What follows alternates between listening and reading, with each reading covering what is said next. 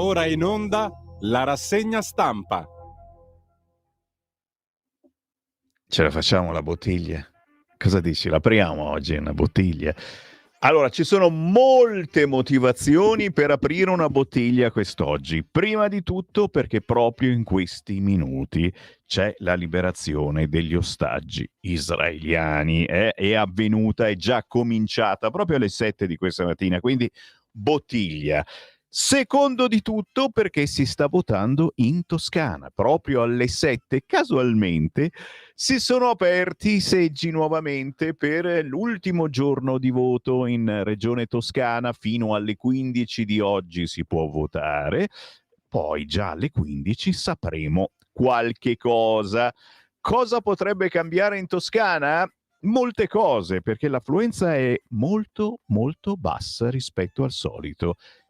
E qui c'è un significato. C'è un significato, ma perché nessuno del centrodestra va a votare? Non penso. Per cui la bottiglia che vedete inquadrata, che ci sta guardando su YouTube, su Facebook o su radiolibertà.net, effettivamente ci può stare, e ci sta e come, nella vostra cucina, nella vostra taverna. È l'orologio con la bottiglia pressofusa, incastonato con lo stemma di Radio Libertà, l'orologio vero, con le lancette che girano, perché qualcuno mette anche in dubbio, non è finto, è vero, girano le pale, mamma se girano. Lo trovate qui nei nostri studi di Milano, in via Bellerio 41, anche a quest'ora del mattino. Se siete arzilli come grilli, veniteci a trovare. C'è Francesco, buongiorno, che non vede l'ora di offrirvi un caffè padano. Come va Francesco? Dai, che sono belle notizie. Oggi è una gran bella giornata, una rassegna stampa positiva. Quando succedono le cose belle, non è che dico che sia qua a festeggiare, però quasi. Repubblica, liberati i primi 7 ostaggi, migliaia in piazza da tutto Israele. Eccoli qua, i pullman della Croce Rossa che li riportano a casa. Vediamo il Corriere, Israele l'attesa, liberati i primi 7 ostaggi, gli altri saranno consegnati alle 9 a sud di Gaza. Trump, la guerra è finita. E io spero che anche coloro che non tifano per Trump siano d'accordo su questa frase e non ricomincino dicendo però e qui e là, e purtroppo ricominciano, e come se ricominciano, perché tutto quanto viene assolutamente strumentalizzato nel nostro paese. Buongiorno da Sammy Varin, non mi sono presentato, forse qualcuno non mi conosce, faccio radio da quasi 50 anni e ancora non mi conoscete, santa polenta. Beh, felice di essere qui anche quest'oggi, siamo al 13 di ottobre. La vita è bella, si fa per dire, però cerchiamo di essere positivi, salutando gli amici che già sono in giro in macchina sulla banda DAB dell'autoradio, Digital Radio, è possibile ascoltarci in tutta Italia, ma buongiorno anche agli amici che semplicemente hanno scaricato l'applicazione sul proprio cellulare e si divertono a portarci qua e là, persino in metropolitana, mi scriveva l'altro giorno uno, sono qui che aspetto il treno della metropolitana e voilà, ascolto Radio Libertà. Mi piace. Da dove partiamo questa mattina? Dal numero di telefono, perché potete inviarmi un vostro messaggio anche in questo momento con il buongiorno o semplicemente dire uè, ci sono anch'io, commentando le notizie del giorno. Il numero per i vostri messaggi WhatsApp è 340 67 09 659, lo ripeto, 340 67 09 659. Oggi cominciamo, non so perché, dal Fatto Quotidiano, che dice come sempre cose che non sempre si capiscono, ma è il Fatto Quotidiano, bisogna capirlo. Il problema appunto è capirlo. Prove di grazia, mette in centro pagina questa mattina il Fatto Quotidiano, in attesa dello scambio di prigionieri e dell'arrivo di Trump. Oggi tutti in Egitto, ragazzi miei, chissà se faranno il bagno. Dici che lo trovano il tempo? Non è un granché l'acqua lì, è vero.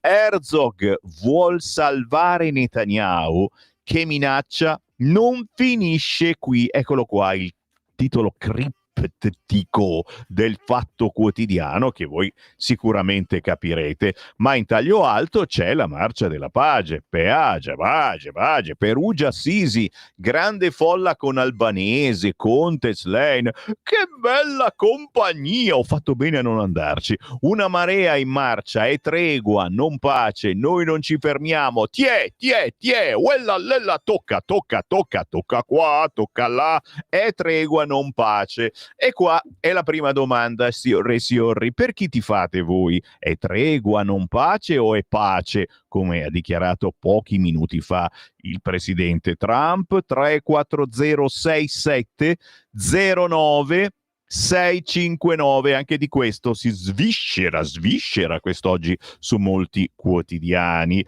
Direi che ci siamo già abbastanza divertiti con il Fatto Quotidiano, avete capito dove ci vuole portare, io no, e quindi vado sul più semplice quotidiano, Il Giornale, anche perché il giornale parla di noi. Eh sì, il titolo principale del quotidiano diretto da Alessandro Sallusti è Il giorno della libertà. E io ringrazio il quotidiano Il Giornale per averci citati. Noi siamo Radio Libertà, sì, libertà di parlare, libertà di ascoltare soprattutto. Eh sì, anche questa mattina avremo tanti ospiti, ma i migliori ospiti, i migliori editorialisti siete sempre voi che mi chiamerete dopo le 9 al nostro numero fisso 0292947222.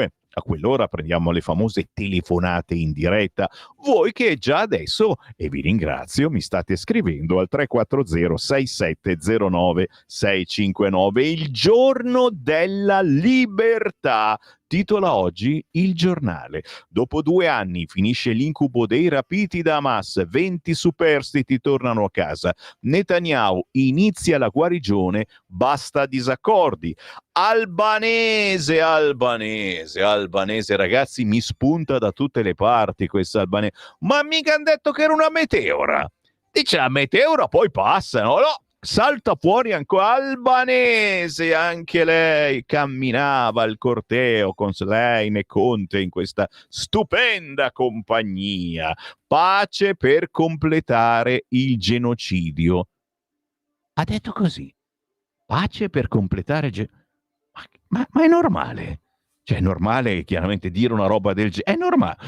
Oggi è il giorno della libertà per i 20 ostaggi ancora in vita trattenuti da Hamas nella striscia da 738 giorni. Il giorno in cui, come dice Netanyahu, i figli torneranno alla loro terra e partirà un nuovo cammino, un percorso di ricostruzione, di guarigione e spero di unione dei cuori. Oggi infatti è anche il giorno in cui a Sharm el-Sheikh si formalizza la firma dell'accordo di pace. Quindi staremo a vedere se è pace o se non è pace, se non è pace questi continuano a dire di sinistra che non è pace e vabbè, ce ne faremo una ragione. Fatto sta è che oggi sul quotidiano Il Giornale di spalla c'è Giovanni Orsina che medita perché il populismo sopravvive a sinistra. Interessante. Ancora di più se ti fate San Giuliano, in queste settimane lo abbiamo sentito su Mamma Rai fare l'inviato da Parigi, pare che San Giuliano ritorni in politica. Capolista di Fratelli d'Italia in Campania. E noi non possiamo che augurargli e augurarvi a voi della Campania buona fortuna. Si scherza naturalmente, of course, c'era stato qualche polemica, qualche problema d'amore e San Giuliano c'era cascato, ma capita a tutti nella vita. Chiaro che se il problema d'amore capita a Francesco o a Simone, magari non lo viene a sapere nessuno. Col cavolo, se mi dite qualcosa io spiffero tutto in diretta. Se capita a un personaggio pubblico, ex ministro come San Giuliano, purtroppo i giornali ci sguazzano. Manovra, siamo sempre sul Giornale. Manovra, accordo sul metodo Giorgetti. Quanto mi piace il metodo Giorgetti. Domani il Consiglio dei Ministri, domani sapremo anche cosa c'è dentro in questa bella manovra economica, in questa meditazione fatta apposta per chi ha problemi economici, soprattutto per chi deve pagare le tasse e non riesce a pagarle. Vertice di maggioranza senza strappi, i salari sono la priorità, scrive il giornale, con meditazione di Tony Damascelli intitolata Il brutto della diretta. Calcio, Propal e censura TV. Si parla di 17 arrestati a Oslo prima della partita tra Norvegia e Israele. Migliaia di manifestanti hanno cercato di forzare il blocco della polizia, poi sono entrati in campo. Non si è visto niente in diretta TV, ma sui social si è visto tutto. Beh, signori, domani si ripete tutto questo a Udine. Già. E cosa succederà domani a Udine? Ne parliamo, non si prospetta assolutamente niente di bello, grazie naturalmente a questi simpatici distruttori anche di balle, che sono i pro-ball. Pal con la P, Palestina. Il tempo titola quest'oggi la transumanza. Ragazzi miei, non si può più parlare, ragazzi miei. Qui stavolta è Mentana che ha detto l'altro giorno questo termine: vedere tutti questi palestinesi che stanno tornando a casa è una transumanza, e gli sono saltati addosso. Ma chi? Sempre quella? Ragazzi, perché transumanza per qualcuno è un termine che si usa per gli animali, capito? E invece non è così, perché poi se guardi veramente sul dizionario gli animali non sono citati. Vero è che nell'uso comune transumanza si interpreta come quando gli animali, sai, abbiamo assistito a tantissime cose belle in montagna, la transumanza, ritornano.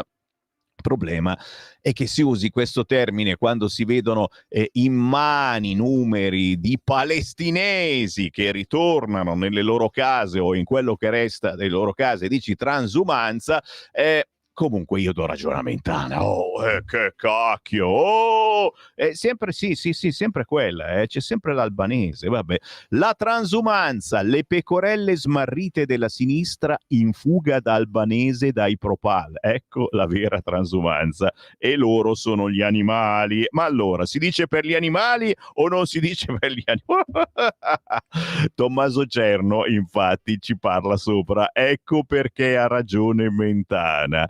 Enrico Mentana conosce troppo bene la lingua italiana, la politica, clima d'odio che incendia l'Italia, lo scontro post-ideologico che è perfino peggiore di quello ideologico che ha inghiottito il dibattito pubblico su Gaza per aver pronunciato quella parola. Transumanza? Per errore.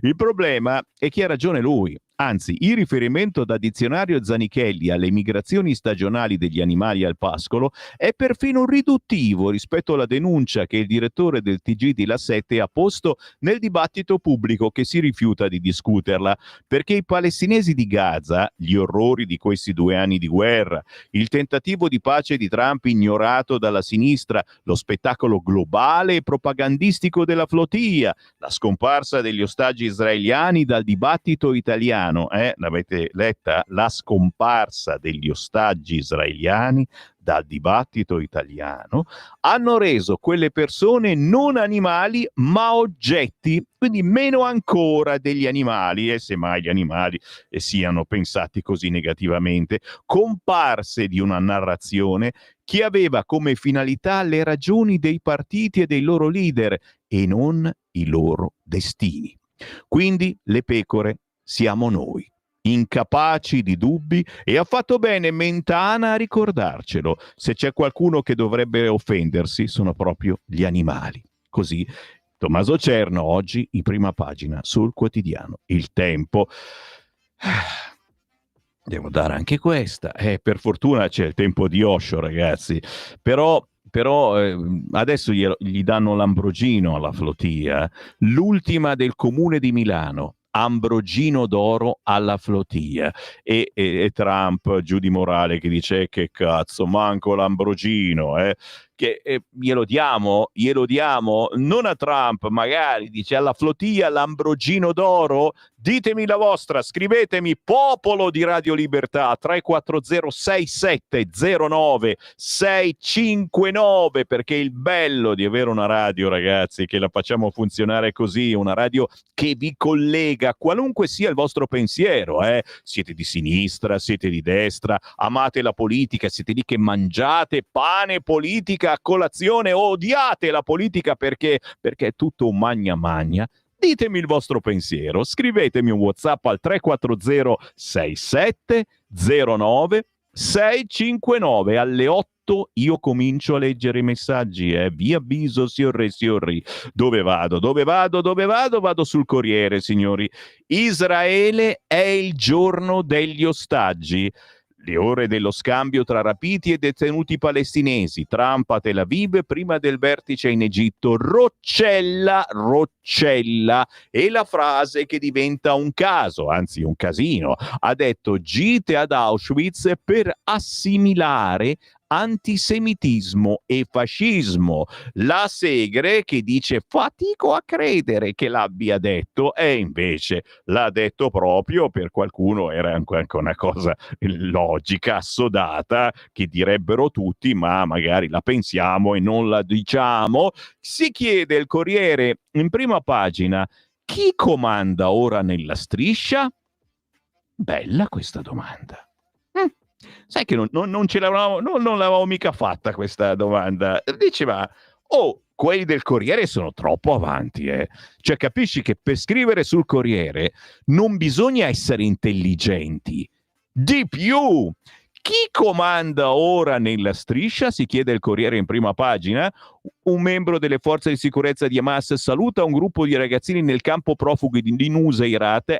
Sono tutti maranza sicuramente. Per favore, gli aiuti, le armi e i tunnel. Hamas si riprende Gaza, con Guido Olimpio che porta una sfiga di quelle pazzesche, con Hamas che si riprende Gaza.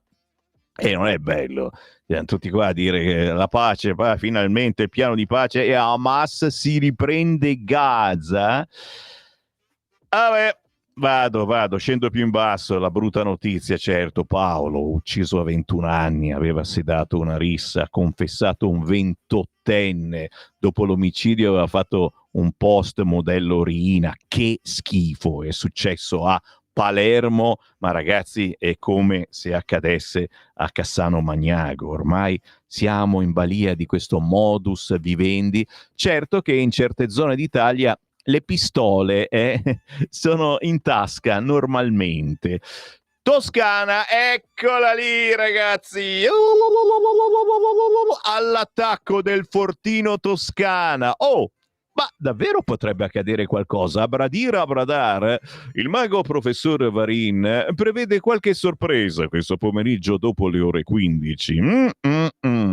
Urne aperte fino alle 15 in Toscana. La sfida Gianni Tomasi, l'affluenza crolla di 10 punti. Si vota anche oggi in Toscana dalle 7 fino alle 15 per eleggere il governatore, il nuovo consiglio regionale. La sfida è tra Eugenio Gianni, presidente toscano uscente sostenuto dal Campo Largo, e Campo Largo a maiuscolo, Campo con la C, Largo, no, Largo è minuscolo, quindi Campo va bene, Largo dipende dalle volte, a volte è largo, a volte è stretto, a volte è santo, dipende se vincono o se perdono. E Alessandro Tomasi, sindaco di Pistoia e candidato del centrodestra unito. Sono circa 3 milioni i toscani chiamati alle urne, l'affluenza è in calo dal 1970 in Toscana. Scusate, mi viene un colpo di sonno. Ha sempre governato. Cosa scrivevo? Dicevo, ha sempre governato il un po' di tosse, quel raspino, Rasputin, il centro-sinistra, sempre governati in Toscana dal 1970, una qualità, l'impegno dei leader nazionali, va bene, fatto sta, facciamo naturalmente gli auguri a tutti i partecipanti a questa kermesse. Qualcuno lo abbiamo anche sentito, e ci sono dei giovani della Lega fortissimi che hanno voglia di fare buona politica. A Poro. A proposito di giovani, posso fare due auguri, visto che nella mia zona si sono riuniti i giovani della Lega, ragazzi miei, e c'è stato il congresso, hanno eletto a Busto Arsizio, busti grandi, Mauro Baldassarre, responsabile dei giovani della Lega, Busto Arsizio, mentre a Varese ha vinto Silvia Tarantola. E vai Silvia e Mauro, complimenti a voi, e chiaramente nei prossimi giorni, quando volete, fatevi avanti, perché Radio Libertà vi fa parlare, e soprattutto i giovani devono parlare su queste frequenze per capire dove va la buona politica. Vi dicevo che sti 10 punti che ballano, tu dici adesso che l'hai detto vanno tutti a votare questa mattina in Toscana, però qualcosa si muove, posso essere papale, lo so, c'è la ragazzina che mi ascolta che dopo si lamenta che dico parolacce, diciamola una parola, scazzamento, si può dire scazzamento, che delizie, che tormento, lo scazzamento in Toscana da parte della sinistra c'è, perché la sinistra adesso pensa soltanto a Gaza, ai poveri palestinesi, ti fa comprare la coca Gaza, e che Gaza, e basta, adesso è finita la guerra, e a cosa penserà? Adesso penserà alle altre guerre, naturalmente, no, ma va bene, su questo sono d'accordo, però non pensa al territorio, non pensa a quello che succede, ai problemi tanti che hanno gli italiani e i toscani, per cui potrebbe darsi che ci sia un po' di, posso dire, disaffezione, va bene così, così non mi dite che dico parolacce, disaffezione al voto, e quindi potrebbe vincere il centrodestra. Vado via dal Corriere, grazie anche a chi mi sta scrivendo, mi ringrazia perché non ho detto tante parolacce ancora, ma io non ne dico mica. Vado, a questo punto vi meritate, così imparate. Repubblica, che titola Il giorno degli ostaggi. Rilascio per 20 israeliani rapiti 2 anni fa. I corpi dei morti saranno consegnati dopo ultime trattative per scarcerare Barghouti. Trump dall'Air Force One. La guerra è finita.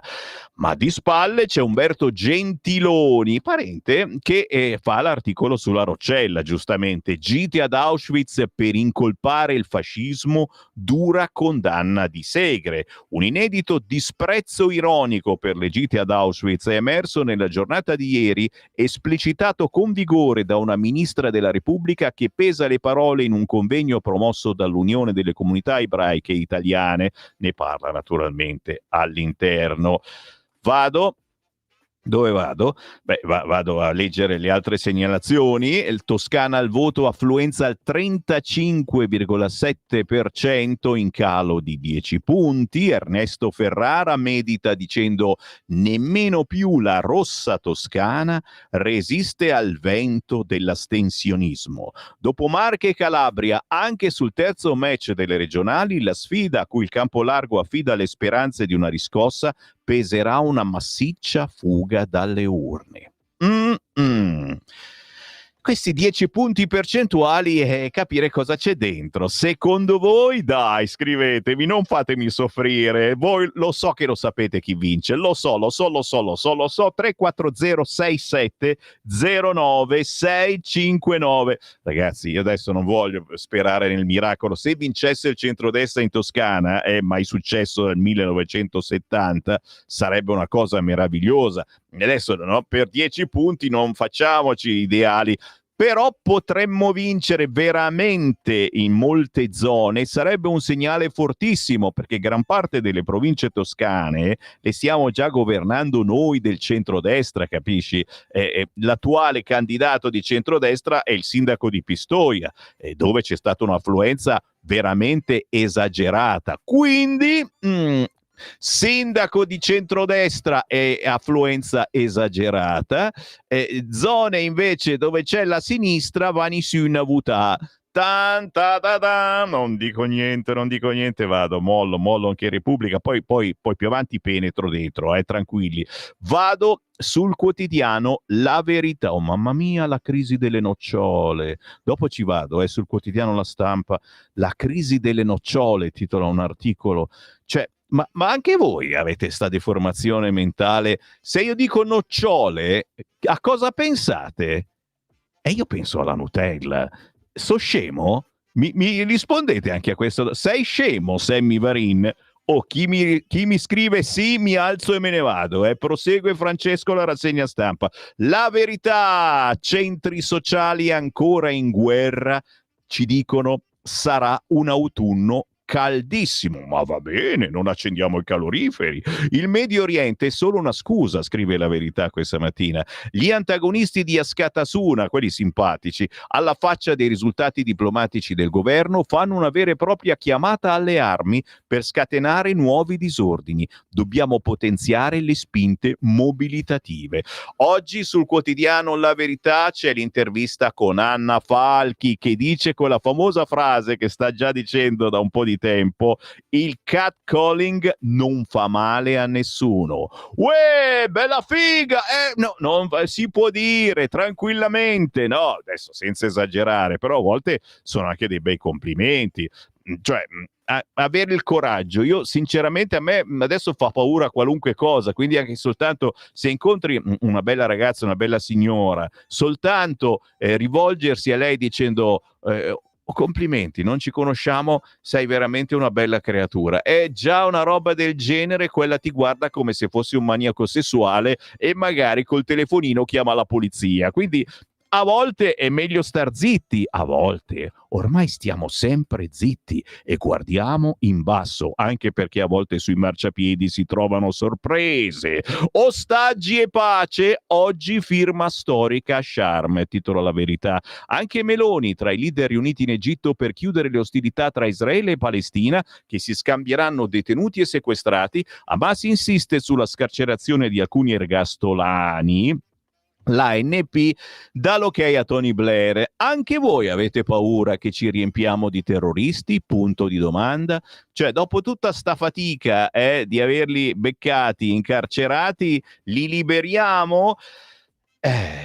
Oggi attesa la svolta in Medio Oriente con il summit di pace tra Israele e Hamas, scrive Flaminia Camilletti oggi sulla Verità. La giornata inizierà con un vertice tra il presidente egiziano Abdel Fattah al-Sisi e quello statunitense Donald Trump e si proseguirà con una sessione plenaria a cui parteciperanno capi di Stato e di governo, tra cui Giorgia Meloni. Prevista nelle prime ore del mattino la liberazione degli ostaggi israeliani vivi e la consegna dei corpi dei 28 deceduti. I miliziani islamici insistono sulla scarcerazione da parte dello Stato ebraico di alcuni ergastolani palestinesi, tra cui Marwan Barghouti e Ajman Sadat.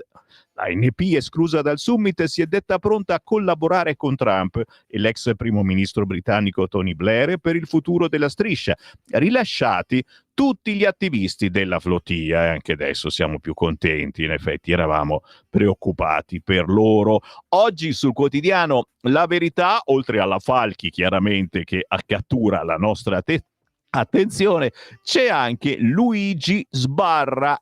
Già, si parla di sindacati, ma di sindacati diversi. Infatti Luigi Sbarra dichiara: i cortei per Gaza snaturano gli scioperi. Interessante, ma non c'è solo lui, e se restate lì poi vi dico qualcos'altrino contenuto nella Verità. Vado sul quotidiano La Stampa, che so che vi piace, certo, vi fa bene. A quest'ora sappiamo che in tanti stanno facendo cose, e cosa pensate? Siete in giro in auto e giustamente state in coda.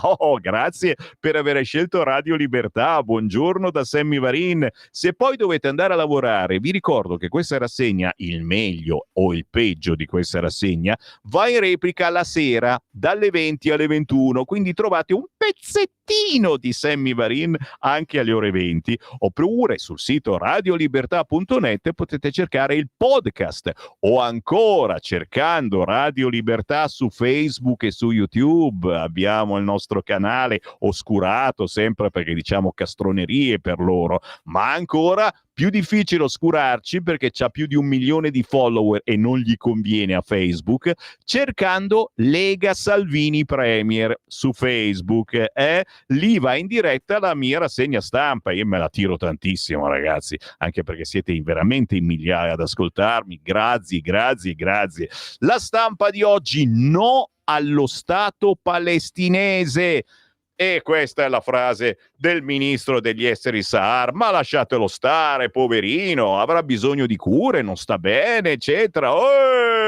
No, è un estremista, ma noi l'abbiamo detto, insomma, che c'è qualcuno al governo di Israele che fa un po' lo stronzetto, possiamo dire così, è una parolaccia, ma va bene ugualmente. C'è, ma non vuol dire che tutti gli ebrei siano così. D'accordo? Siete d'accordo? Israele, parla al ministro degli esteri Saar: Trump, il miglior amico. Uno che dice anche che è il migliore amico, peggio ancora. Il paese riabbraccia gli ostaggi. Primi camion di aiuti a Gaza. Il presidente USA a Tel Aviv: la guerra è finita. Roma pensa alla protezione civile nella striscia. Massimo Cacciari porta una sfiga pazzesca oggi sulla Stampa. Il suo commento parte con la parola pace svuotata di senso, e poi Ettore Sequi, la sua analisi parte da: perché non ci siamo liberati di Hamas, cioè Hamas è sempre lì che gira e che comanderà. IRPEF e banche, ecco la manovra.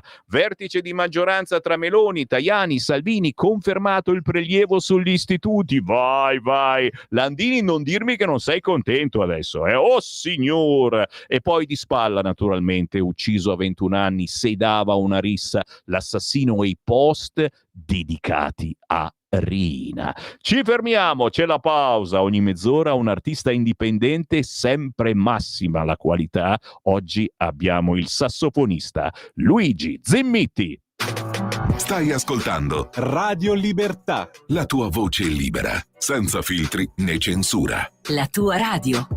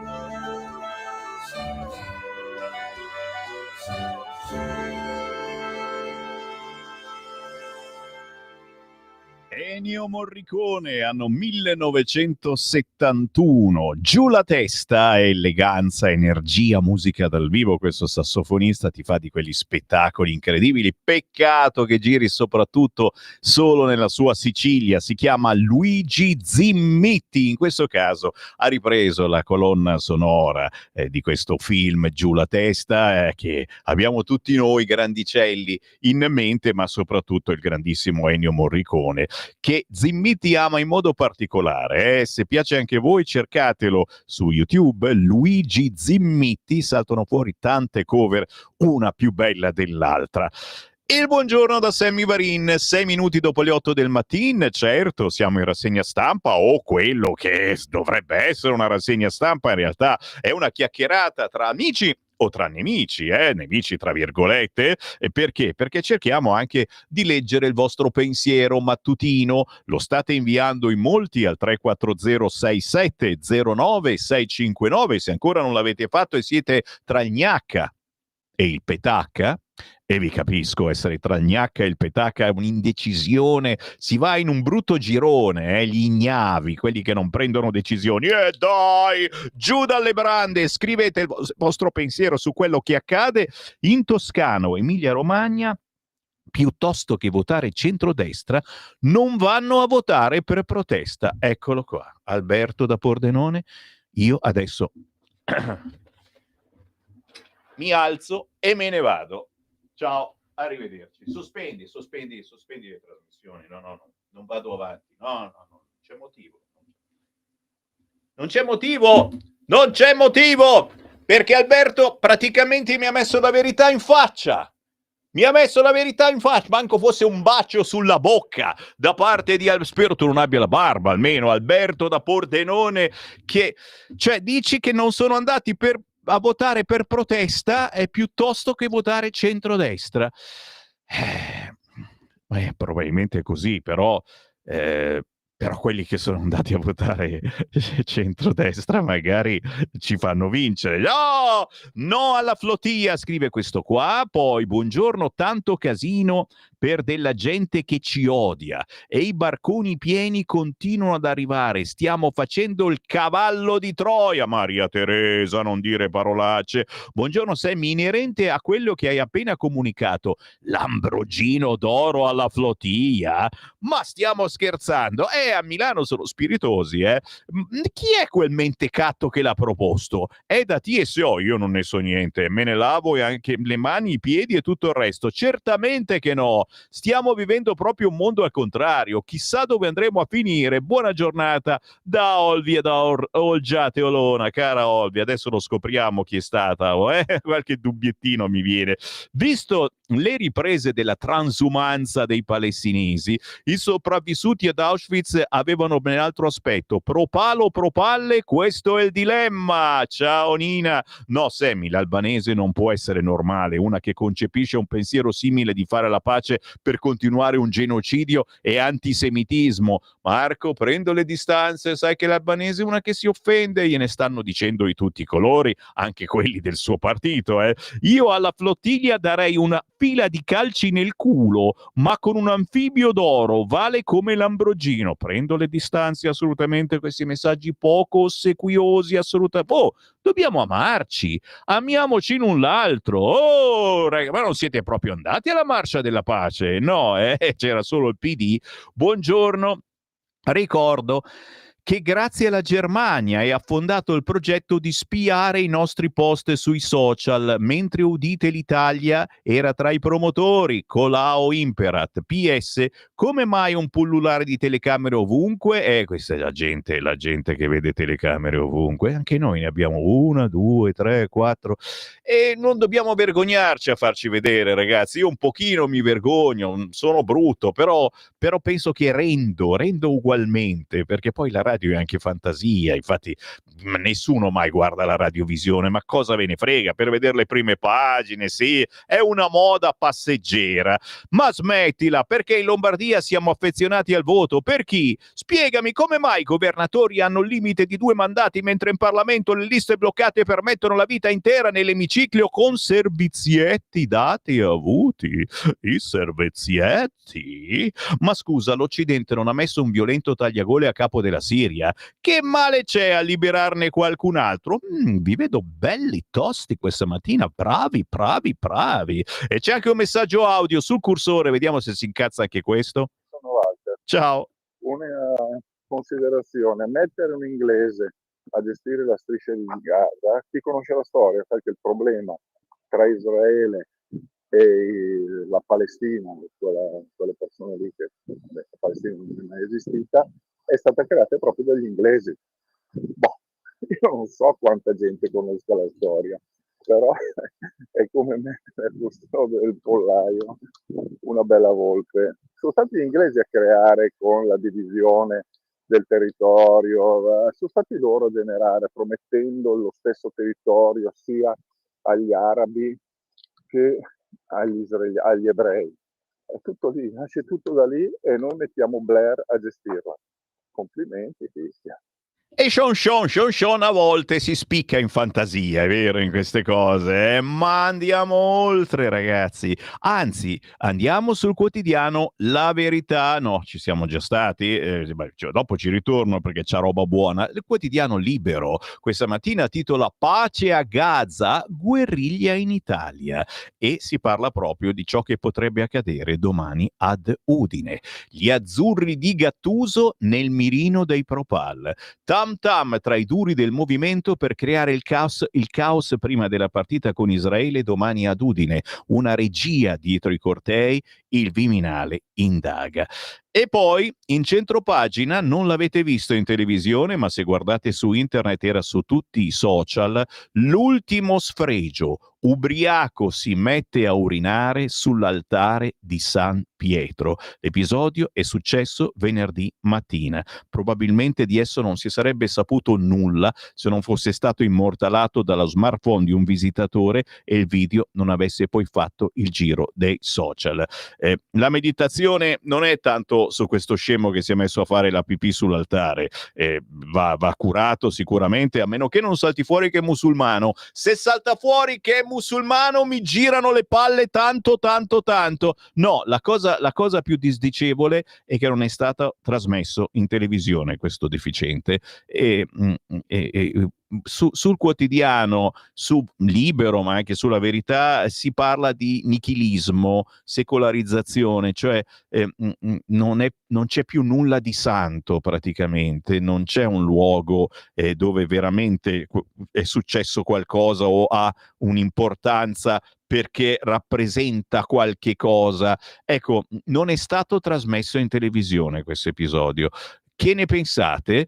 3406709 mi dite la vostra. Lo so che è una stupidata, però a me ha fatto impressione vedere sto scemo che si tira giù i pantaloni e fa la pipì sull'altare di San Pietro. Mi ha fatto impressione. Speriamo non sia islamico. Mario Secchi, il suo editoriale su Libero, Meloni in Egitto dalla parte giusta della storia. La liberazione degli ostaggi dalle mani di Hamas è il primo passo nell'applicazione dei 20 punti del piano di pace per Gaza. È la condizione necessaria, il resto seguirà, ma dall'altro ieri è partito il giochino delle sinistre pro-Pal per delegittimare la pace, raccontandola in maniera opposta rispetto alla sua genesi. Il tentativo è quello di far passare il piano come la volontà di Trump che piega i diabolici desideri di Netanyahu. Hanno bisogno del mostro. È l'ultima menzogna di una lunga serie. La pace è arrivata grazie al governo israeliano, all'impiego del suo formidabile esercito e alla resa di Hamas di fronte all'uso della forza. I tagliagole erano con le spalle al muro per mano di Israele, non di Trump, il quale abilmente finalmente si è infilato nel negoziato, facendo sentire il peso dell'America, in particolare sul Qatar, che già aveva subito un bombardamento in casa da parte dei jet di Gerusalemme. Il racconto manipolato è necessario alle sinistre, agli antisemiti del 7 ottobre, giorno della resistenza, già, agli agenti del caos per alimentare la campagna anti-israeliana. La loro quasi unica fonte di esistenza e fantomatica resistenza è la favola di Trump che ha sminato Netanyahu, mentre i dati sul campo di battaglia, quelli che contano, ci danno uno scenario chiaro: una vittoria di Israele su 7 fronti e una sconfitta di quanti hanno cercato di sabotare l'offensiva di Gerusalemme con delle fughe in avanti, riconoscendo una Palestina inesistente. Con Hamas non c'è stato. Francia e Regno Unito sono tra i perdenti, mentre l'Italia e la Germania sono tra i vincenti, cioè tra coloro che più di tutti potranno giocare la partita del nuovo ordine in Medio Oriente. La missione di Giorgia Meloni in Egitto è la prima tappa di un percorso lungo dove l'opposizione, con il contributo creativo degli intellettuali orfani di Hamas, cercherà in tutti i modi di raccontare un fallimento. È una questione autobiografica della sinistra: si guardano allo specchio, vedono la loro rovina e cercano di rovesciarla sull'avversario. Sono vecchi, falliti e prevedibili. Così oggi Mario Secchi sul suo quotidiano Libero.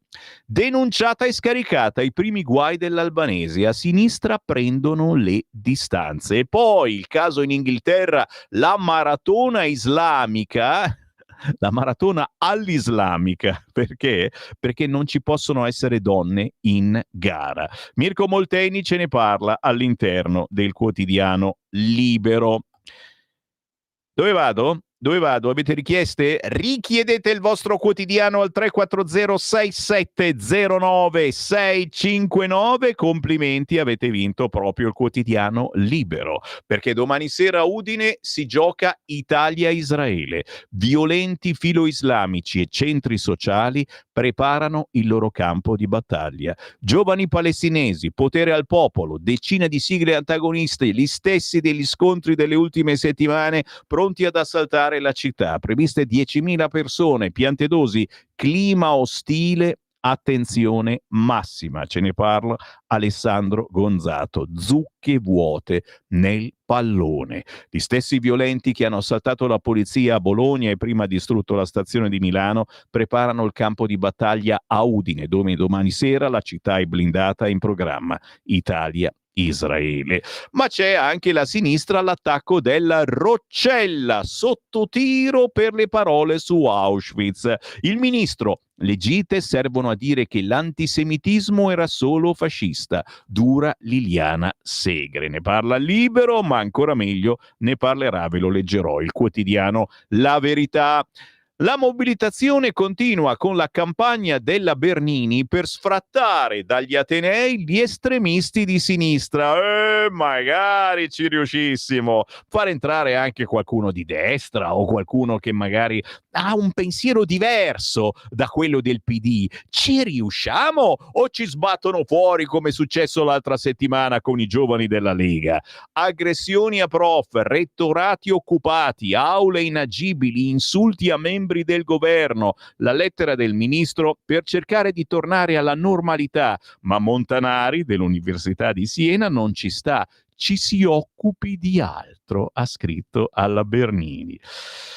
Mentana sull'accusa per la flotilla, ma cosa c'entra la flotilla in questo senso? Vabbè, botta e risposta tra il direttore del TG La 7 Enrico Mentana e la portavoce della flotilla, Maria Elena Delia, quella carina, sì. Mentana, cos'è questa? Cosa vorresti insinuare, Semivarino? Mentana ha mostrato le immagini delle migliaia di persone che stanno tornando a Gaza dopo la firma dell'accordo di pace e per descrivere questo movimento ha parlato di una vera e propria transumanza.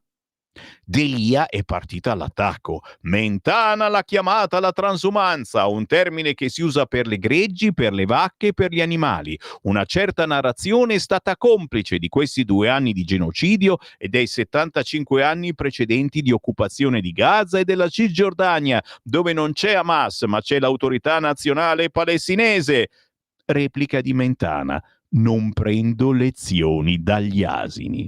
Solo chi non ha studiato può parlare di 75 anni di occupazione di Gaza e della Cisgiordania. Le regalerò una copia di Pastori d'Abruzzo di D'Annunzio, così scoprirà che la transumanza non è in nessun senso bestiale, come non lo è la migrazione. Godetevi la speranza di pace invece di spargere fiele e ignoranza. Questo è il trafiletto che compare sul Libero, ma della frase di Mentana poi si spiccica anche su altri giornali, andando poi a vedere bene sul dizionario, e insomma transumanza non vengono citate le bestie, anche se nella nostra fantasia comune lo diciamo solo quando si parla di bestie, ma allargando il significato, raga, mica devo difendere Mentana adesso, maratona all'islamica, niente donne in gara, pagina 8 di Libero. A Londra un altro esempio di integrazione,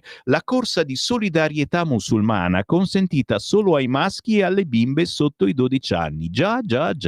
Alle donne e alle ragazze di età superiore ai 12 anni è stato vietato da una moschea di partecipare a questa corsa di beneficenza. Si tratta della Muslim Charity Run, che si è disputata ieri a Londra e ha scatenato una selva di polemiche, soprattutto da parte delle associazioni femminili del Regno Unito. Ma dai, ma ce n'è ancora di associazioni femminili nel Regno Unito?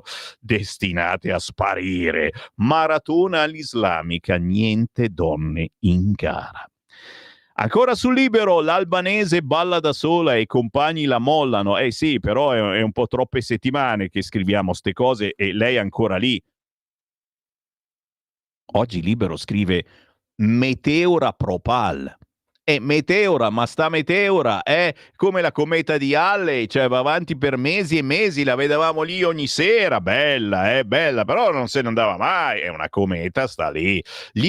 Chiamiamola cometa l'albanese. Gli stop dei comuni rossi alle onorificenze e gli ospiti di sinistra nei talk prendono le distanze ed è costretta anche a scusarsi con i napoletani, signore. Anche questa gli ha rotto le balle mica male ai napoletani. Come osa dire che i napoletani si alzano tardi? Come osa? Vero, eh? No, adesso mi pare adesso va a parlare male dei napoletani. No! Se ci sono altre usanze di tempo, che si va più piano, più lenti, che a volte si mangia più tardi nel pomeriggio. Oh, adesso viene fuori il razzismo varignano, ma sono dati di fatto. Niente, comunque l'ha detto l'albanese, giusto, rompiamogli le balle. Scherziamo un po', dai, ci mancherebbe. Dove vado? Cosa faccio? Volano gli stracci in Toscana e io vado a pagina 11. In Toscana volano già stracci a sinistra.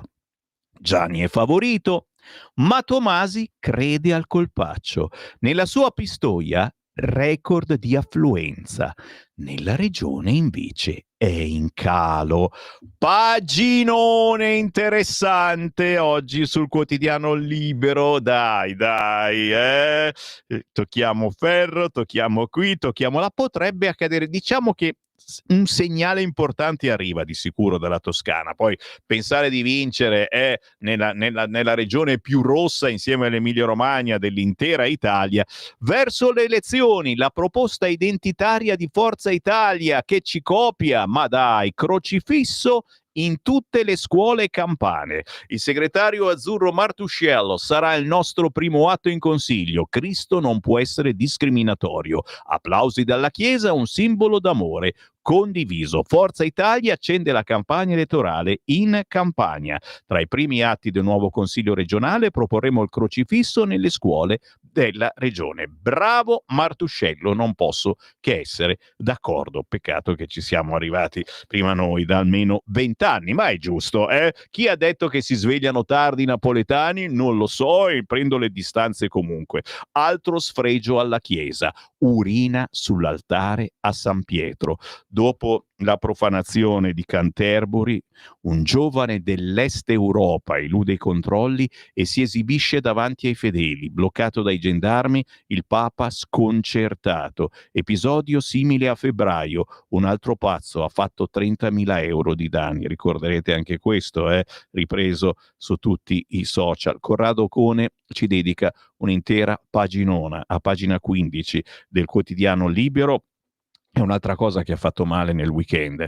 Nelle chiese in fiamme, monastero caro ad Acutis. Ce ne può fregare di meno, però era un monastero bellissimo, il monastero delle monache romite ambrosiane di Perego, frazione di Bernaga, vicino a Lecco, distrutto da un violento incendio divampato nella serata di sabato. Un monastero gigantesco, andato tutto distrutto. Le fiamme hanno avvolto l'intera struttura seicentesca, riducendola a uno scheletro annerito. E naturalmente tanto dispiacere, speriamo solo salti fuori che era un semplice cortocircuito, e se no ci incazziamo. Fa incazzare quello che si scrive a pagina 18 di Libero nella posta prioritaria, ma è quello che mi scrivete voi da mesi, se non da anni. Oggi come ieri a Mediaset c'è di tutto, titola la posta di Fausto Carioti. Signor Carioti, nella trasmissione Realpolitik di mercoledì 8 ottobre, l'ospite sinistrissimo Nichi Vendola ha definito cialtrone il ministro Matteo Salvini. Nessuna sorpresa, perché ormai la cifra della sinistra è quella di offendere i rappresentanti della destra.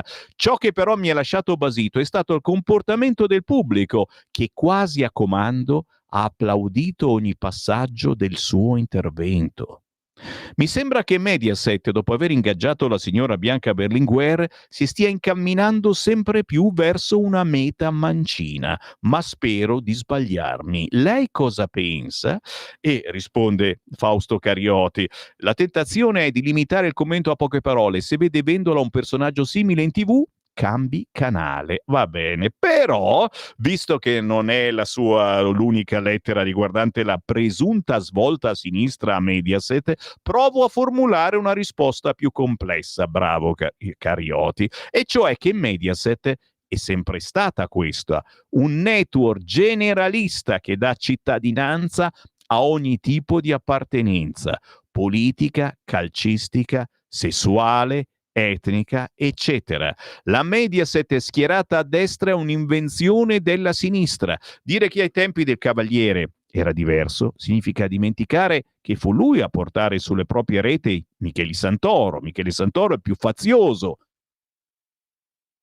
Anche lì c'è di tutto, inclusi i conduttori di sinistra e di destra. Si cerca di acchiappare la platea più vasta possibile per massimizzare il fatturato, come è giusto che faccia chi è quotato in borsa. Quanto al pubblico in studio, non fa testo. Da studente universitario, un secolo fa, di tanto in tanto, per avere un po' di contante da spendere la sera, facevo il figurante nel pubblico dell'allora Fininvest.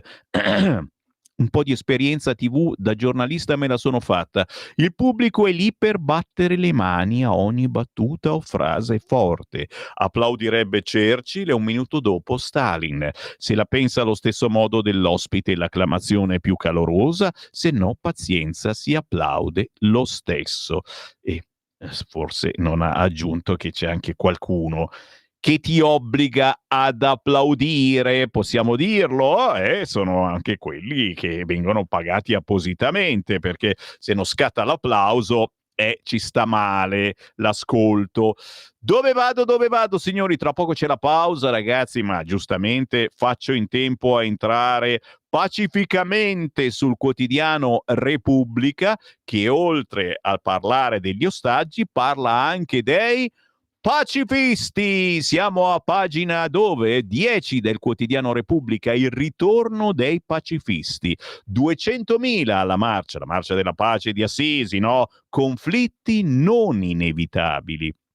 Alla Perugia Assisi record di partecipazione, Schlein ora riconoscere la Palestina, Conte stop a riarmo, AWS un segnale all'esecutivo. Io qui non capisco mai perché ci va soltanto la segretaria, la gente di sinistra è 5 Stelle, PD, ma perché nessuno del centrodestra? Lotti, siamo solo nel 2001 così tante persone, ma ora c'è paura. Tutti quelli che amano la pace non possono che essere felici di questa partecipazione. A fine giornata il presidente della Fondazione Perugia Assisi Flavio Lotti esulta: da anni l'anima della marcia e la memoria storica, ne ho fatte 25 su 27, fatto sta, insomma, perché sempre e solo la sinistra a fare questa marcia della pace? Punto di domanda. È San Francesco, d'altronde era di sinistra, lo sappiamo benissimo, e quindi non è vero, cosa dici? Si vestiva da straccione, come, ma anche Gesù era da sinistra, tutto stracciato, dice, beh, è chiaro, ma è logico. Affluenza bassa nella sfida in Toscana tra Gianni e Tommasi. Mi fermo, c'è la pausa, d'accordo, la pubblicità, il meteo, la bella canzone che vi riproponiamo, Davanti al fuoco di Villa Lenotti. Il perdono ci può essere quando ci si guarda in faccia, si sta insieme davanti a un fuoco. Adesso tornano di moda i falò con l'autunno-inverno, lo facciamo un bel falò insieme, cosa bruciamo di bello? 340 6709 659. Tra poco torno da voi. Stai ascoltando Radio Libertà. la tua voce libera, senza filtri né censura. La tua radio.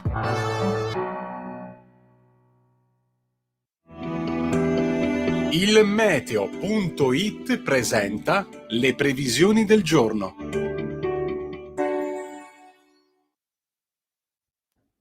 L'anticiclone domina ancora la scena in questo inizio di settimana. Nelle prossime ore qualche nuvola al nord su parte delle regioni meridionali. Nel pomeriggio situazione sostanzialmente invariata con temperature ancora sopra la media del periodo. Prosegue l'ottobrata, venti deboli e mari poco mossi. Per ora è tutto da ilmeteo.it, dove il fa la differenza anche nella nostra app. Una buona giornata da Lorenzo Tedici. Avete ascoltato le previsioni del giorno. Lo amiamo perché ci offre sempre le cose più buone e naturali. Linea Alberto Acerbis. Un saluto agli ascoltatori da Alberto Acerbis, ciao a tutti, ben ritrovati. Allora, andate, se volete, visitare il nostro sito olioacerbis.com, perché noi siamo in raccolta della bava di lumaca in questi giorni e prepariamo tutto quello che riguarda il mondo elicoidale della chiocciola. Quindi è disponibile lo sciroppo alla bava di lumaca bronco free per la tosse grassa e la tosse secca, è disponibile gastro free per chi soffre di reflusso gastroesofageo, è disponibile tutta la linea cosmetica per l'inverno alla bava di lumaca, la conoscete benissimo, la Rimas, una crema straordinaria, chiaramente certificata da BioCert Italia, un prodotto biologico. Quindi il mio consiglio stamattina è questo: se avete tempo, se volete, olioacerbis.com, andate a vedere la sezione della cosmesi oppure dell'integrazione, ritrovate un mondo straordinario. Se devo, se posso, se mi va, se volete ascoltarmi, vi voglio bene lo stesso, andate e leggete bene per quanto concerne lo sciroppo alla bava di lumaca bronco free. Guardate, questo è un prodotto che noi produciamo e consigliamo da 22 anni. Chi ci segue da tanto tempo lo sa, forse anche di più. Quindi olioacerbis.com, sezione, se volete l'olio lo ordinate, se volete i prodotti alla bava di lumaca, compreso gastro free per chi soffre di gastrite, chi soffre di reflusso gastroesofageo, e in modo particolare dovete focalizzarvi secondo me su bronco free. Leggete e poi potete ordinare anche da lì. olioacerbis.com. Scrivete come ci è conosciuto Radio Libertà, perché io vi faccio un bellissimo regalo, perché lo meritate. Grazie, buona mattina, in alto i cuori, avanti tutta, Maimula Tenardur, ci vediamo alla prossima. Ciao.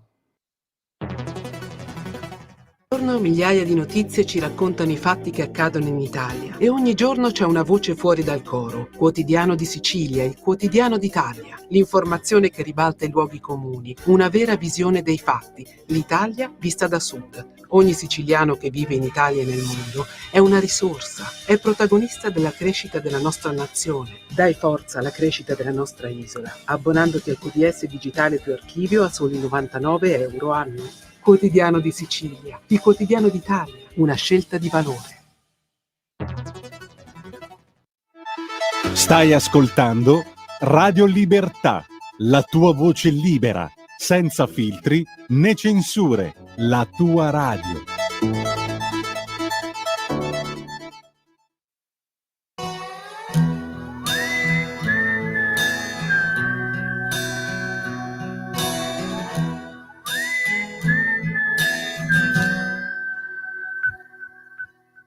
Come cowboy davanti al fuoco, siamo qui, la tenda è già piazzata là, il sole nascerà, parleremo di noi, è una bella sensazione. Con la chitarra è pronta una canzone. Siamo noi, quei due ragazzi che vedi in quella fotografia. Siamo solo un po' cresciuti e comunque sia. Davanti al fuoco tutto sembra migliore, perché la luce della fiamma illumina il nostro buio interiore. Davanti al fuoco tutto sembra migliore, sembra migliore. Come cowboy davanti al fuoco, che senso di libertà, il fuoco è ancora acceso e forse anche per noi è giunto il momento della riappacificazione e comunque sia. Davanti al fuoco tutto sembra migliore, perché la luce della fiamma illumina il nostro buio interiore. Davanti al fuoco tutto sembra migliore, sembra migliore. Run the stage tonight. Run the stage tonight.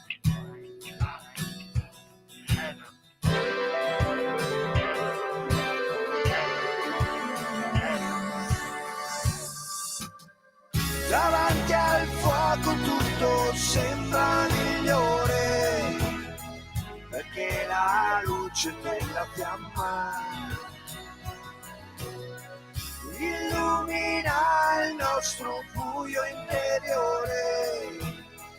Davanti al fuoco tutto sembra migliore, sembra migliore. Davanti al fuoco, un pezzo scritto da un artista disabile ma molto più tosto di me e di Francesco, è Villa le Notti, si fa chiamare così questo nuovo sodalizio musicale, e lui è Alessandro Villa, che salutiamo caramente, artista brianzolo che ci viene a trovare ogni anno allo stand di Radio Libertà in quel di Pontida. 8:38, il buongiorno da Sammy Varin, grazie, tanti WhatsApp al 340 6709 659, poi più avanti dopo le 9 sentiremo anche le vostre voci, ma soprattutto se sarà disponibile il capogruppo della Lega alla Camera Riccardo Molinari. Intanto un po' di messaggi. Caro Sammy, buongiorno, credo che la pace in Medio Oriente sia una pura chimera, perché Hamas vive soprattutto nei cuori di noi europei. Pertanto, finché c'è guerra, c'è speranza. L'avete capito sto messaggio? Qualcuno mi può dare la spiegazione? Io non capisco poco stamattina. Lorenzo da Como, ciao Sammy, visto l'effetto propiziatorio di pace che ha avuto la flotilla, è stato merito della flotilla, è chiaro, si potrebbe organizzare una sortita della medesima nelle acque del Mar Nero verso la Crimea, ad esempio? Cosa ne pensi? Buona giornata. Ce la mandiamo alla flotilla anche da quelle parti, chissà mai che la smettiamo con questa guerra. C'è un messaggio audio, mi devo fidare? Tu cosa dici che vorrà dire questo? Sul cursore prova un po', mi puzza un po', sentiamo. Buongiorno a tutti. Questo infatti mi sembrava strano, è un editoriale che ci ha ripreso l'editoriale del nostro direttore. Ancora WhatsApp al 340-6709-659. Marco, girando il cannocchiale vedo che la Russia avanza e 250.000 ucraini hanno disertato. Cosa non fa l'amor patrio? Ancora, Sammy, la Segre si sveglia solo quando uno di destra osa dire qualcosa? E ancora, vorrei pensare che non hanno trasmesso uno scempio così disgustoso, il tizio che fa la pipì sull'altare, per non avere emulazione. Di imbecilli in cerca di notorietà ce n'è una sfilza. È vero anche questo, Marco, però allora non dovremmo più parlare anche di tutte queste violenze sulle donne, eccetera. Guarda che è una meditazione interessante questa cosa, se trasmetterle determinate cose oppure no. Pensa se i pirla dei centri sociali facessero interrompere la partita Italia-Israele e l'Italia perdesse la partita a tavolino per 2-0 e infine non si qualificasse per il mondiale. Allora gli italiani si incazzerebbero per davvero e i propal del cazzo dovrebbero nascondersi. Scherza, ma mica poi tanto, Silvio. Applicare le leggi, le forze dell'ordine o l'esercito contro i distruttori delle città, non per stare a guardare, ma usare i mezzi necessari per difendere i cittadini. Lavori forzati per chi delinque, anche se sono figli di papà. Grazie dei vostri messaggi, ma restate lì e poi ci ritorno ai messaggi, ce ne sono tantissimi ancora. Andiamo in Toscana, dove si vota fino alle 15 di oggi e subito dopo sapremo qualcosina dai primi sondaggini, chi vince. Per tutta la giornata di ieri i partiti si sono interrogati su quale potesse essere il significato di un'affluenza così bassa, 10 punti di meno. Secondo più osservatori, sono su che giornale sono? Tanto per sono su Repubblica, dimenticavo. Secondo più osservatori, la coalizione più avvantaggiata è quella del governo regionale, cioè il centro-sinistra. È però anche vero che ieri dal quartier generale del PD toscano sono rimbalzati sotterraneamente allarmi interni e inviti alla mobilitazione dei militanti. Vero è che i votanti erano in calo tanto nelle province con una storia di sinistra come Pisa e Siena, tanto in quelle bianche come Arezzo e Lucca. Il centrodestra può comunque interpretare come un probabile buon segnale il dato di Pistoia, la città del candidato di centrodestra Tomasi, dove l'affluenza ieri è calata molto meno che nel resto della Toscana. Alle 23 aveva votato il 43%, 3,7 punti sotto il risultato di 5 anni fa e comunque 8 punti sopra la media regionale. Il segno di una spinta del centrodestra pistoiese per Tomasi, che anche in caso di sconfitta si dimetterebbe per fare l'opposizione in regione e poi chissà, magari tra 2 anni potrebbe strappare una candidatura in Parlamento per Fratelli d'Italia. Per Giani, che il PD nazionale ha a lungo pensato di sostituire, oggi potrebbe essere invece il giorno della rivincita. Per domani, in caso di vittoria, tappa già decisa, Madonna di Montenero al Livorno, patrona di Toscana. Staremo a vedere. Intanto a pagina 23 è la salute prima di tutto. Le mappe di Ilvo Diamanti ci dicono cose, chi l'avrebbe mai pensata che la salute è la cosa più importante. Grazie Ilvo, la salute prima di tutto, ma ora gli italiani temono anche i prezzi alle stelle. Insomma, la sanità preoccupa meno, perché il Covid non è più considerato un problema. Cresce la paura per criminalità e immigrazione. L'agenda delle preoccupazioni delineata dall'opinione pubblica non è cambiata molto nell'ultimo anno, anche se si osservano variazioni significative nell'entità più che nelle priorità. Insomma, il sistema sanitario e il costo della vita continuano infatti a prevalere fra i problemi segnalati dagli italiani, in modo significativo e pressoché analogo. E questa è una novità, in quanto un anno fa la misura del tema sanitario era molto maggiore rispetto alla questione dei prezzi e al costo della vita, superiore di oltre 10 punti, 40% contro il 28%. Questa distanza nel recente sondaggio di Demos appare praticamente annullata più che ridimensionata. Il grado di preoccupazione sanitaria infatti è sceso al 32%. Tu dici, perché abbiamo visto che tanto è inutile preoccuparsi, le cose vanno così e sappiamo che dobbiamo andare a farci vedere il cuore, bisogna prenotare almeno un anno prima, se ti va bene.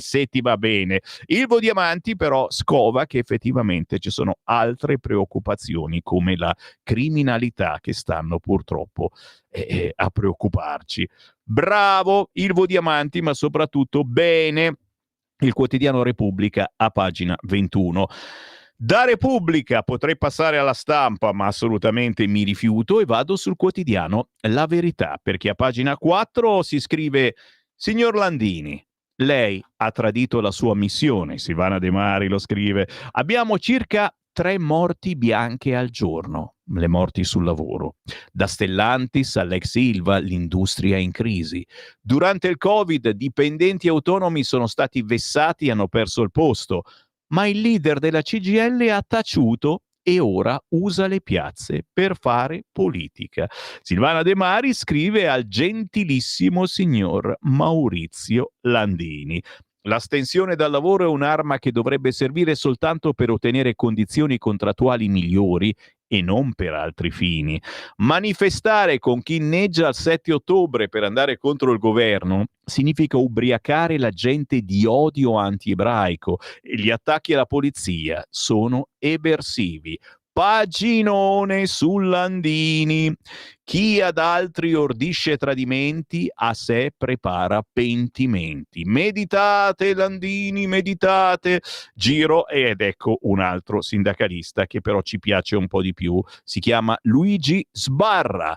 Cortei per Gaza pretestuosi, così si snatura lo sciopero.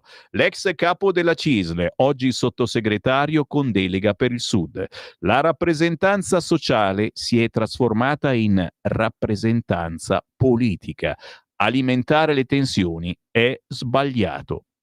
Oggi ne parla, intervistandolo, Luigi Sbarra, pagina 5 del quotidiano La Verità.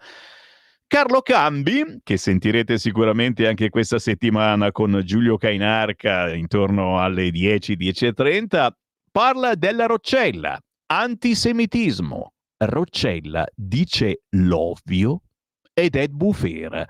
Il ministro: l'odio per gli ebrei non appartiene solo alla destra, ira di sinistra e segre. La titolare della famiglia ha commentato i viaggi di istruzione ad Auschwitz. Se volete sentire un parere diverso, oggi Carlo Cambi scrive che Roccella ha detto l'ovvio. Giulio Tremonti, finita l'ideologia Dem, intervistato a pagina 6 del quotidiano La Verità. Stiamo assistendo al ritorno degli stati. L'ex ministro Trump ha trovato la tregua coinvolgendo i paesi arabi. Altro che esportare la democrazia come fosse un panino. E ancora, la tecnocrazia al governo è fallita da noi e sta fallendo oggi in Francia con Macron. I leader occidentali sono turisti della storia. Interessante l'intervista quest'oggi sul quotidiano La Verità a Giulio Tremonti. Io sono un venditore di panini, ragazzi. Dovete uscire di casa questa mattina, fare la solita passeggiata e decidere di comprare un giornale. Quanto tempo è che non ne comprate uno? Ondrej Knotek, la Cechia rafforza l'asse dei patrioti. il capo delegazione a Bruxelles del partito sovranista che ha da poco vinto le elezioni. Combatteremo l'agenda green, no al gender e ai migranti. Sulla guerra in Ucraina serve pragmatismo. Kiev non può entrare nell'Unione Europea. Fabio Dragoni intervista chi ha vinto le elezioni. Non accetteremo il voto a maggioranza qualificata, l'Unione deve rispettare le nazioni. Ora con la Slovacchia di Fico le relazioni miglioreranno. Repubblica Ceca si è votato e ha vinto qualcuno che non ci sta certo antipatico. Ne abbiamo parlato anche con la nostra inviata la scorsa settimana. Anna Falchi, non era lei l'inviata. Anna Falchi a pagina 17, il catcalling non fa male a nessuno, frase che ha fatto discutere nelle scorse settimane la conduttrice dei Fatti Vostri, l'ho sdoganato il catcalling, uè bella figa, perché è un complimento spontaneo, bella figa no, però dire insomma, oh complimenti. Piaghe come stalking e body shaming sono ben altra cosa. Oggi c'è un perbenismo un po' forzato e gli uomini stanno sulle difensive. Guarda che è vero, Guarda che è vero, hai paura a fare un complimento a una donna. Viaggi guardando giù per terra. Villaggio per me è stata una persona molto cara. Lui e Fellini mi hanno fatta sentire a mio agio. Io fan fatale? Si cambia, non sono più quella. Paginone con Anna Falchi, pagina 17 del quotidiano La Verità. Avete selezioni particolari? No? Allora vado sul Corriere. Vado sul Corriere, all'interno giustamente i paginoni su quello che sta avvenendo in queste ore. Lo ricordiamo, sono stati liberati i primi 7 ostaggi, le videochiamate con le famiglie. Stai tornando a casa, ti amo. Trump atterrato in Israele e naturalmente paginoni e paginoni sui giornaloni. La gioia e il pianto. Israele abbraccia gli ostaggi, i figli nella loro terra. I dubbi dei servizi, Sinwar fuori nel 2011 e poi mente dell'orrore, la storia si ripeterà, si parla dello scambio prigionieri rapiti e naturalmente anche possibili terroristi che se ne vanno dalle prigioni. È stato incatenato 30 metri sottoterra, ma il nostro Guy oggi può rinascere, parla il padre di un ragazzo rapito al Nova Festival. E un altro, di Tamir, io riavrò solo il cadavere. Da quando sarà qui inizierà il mio lutto. Giro la pagina e anche qui Toscana, la sfida Gianni Tomasi, l'affluenza crolla e al 35,7% è più bassa di 10 punti rispetto al 2020. Oggi seggi aperti fino alle 15, l'attesa dei partiti. Cosa vorrà dire tutto ciò?